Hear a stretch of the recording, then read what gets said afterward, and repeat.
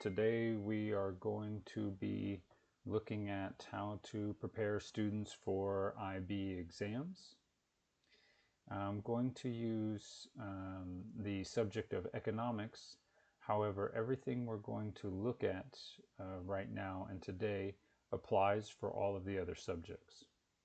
So in our folder, which we have folders for every subject, we will find the subject brief, which is just a short 2-page document, 2 or 3 pages, with a very brief overview of the subject.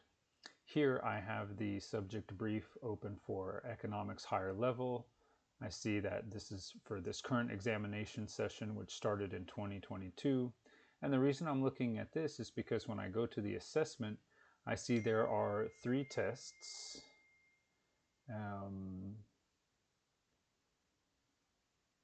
Paper 1, 2, and 3, and I can see the weighting of the final grade. I can see that paper 1 is worth a little bit less, and paper 2 and paper 3 are worth 30%. The internal assessment they'll have already done, or if they have any questions about that, please tell them to send me a message and I can help them. Right now we're just going to focus on papers 1, 2, and 3, and we can see that papers 2 and 3 are more weighted more, they count more towards the final grade. Then when we go over to the exam, as we get close to the IB exams, it's very, very important that the students be doing many past papers. We want to try to get them to do as many past papers as possible. This is because these past papers from previous years are very, very similar, if not identical, to the actual exam that they are going to have. So we want to make sure that they are good at these skills. Here we have a economics higher level paper 3 opened. I've opened the one from May 2025. It's always best to start with the most recent IB exams. You will find those, of course, here in the folder under past papers. We have higher level and standard level, and I've put in the most recent ones here. If they're not in your particular folder, let me know. I'll put them in. Or, of course, they can always be found on the internet, which is where I've downloaded them. There's a website called IB Documents, which has all of them.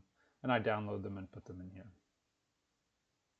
So, notice we have a 1 hour and 45-minute time limit.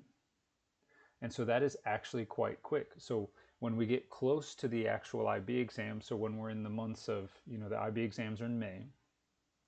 And so when we get close to, if we're in March or if we're in April, 2 months away, it's usually pretty important to be watching this time limit when we're practicing and going through past papers with students, to make sure that they're aware of it, because we don't want them to get to the exam and then run out of time because they didn't realize how fast they need to move.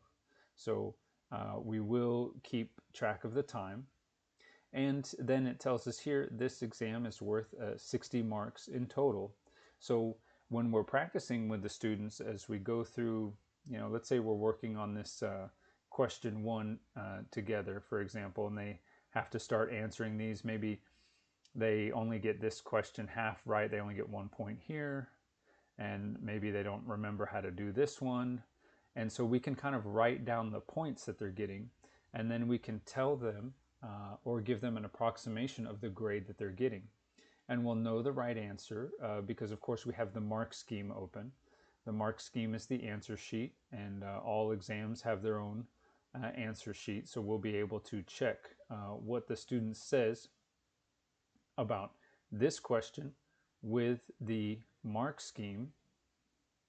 So we'll be able to see, did they do these calculations correctly, and that way we'll know how many points to give them, and then we can help them to see, okay, you're getting 30% correct, 40% correct.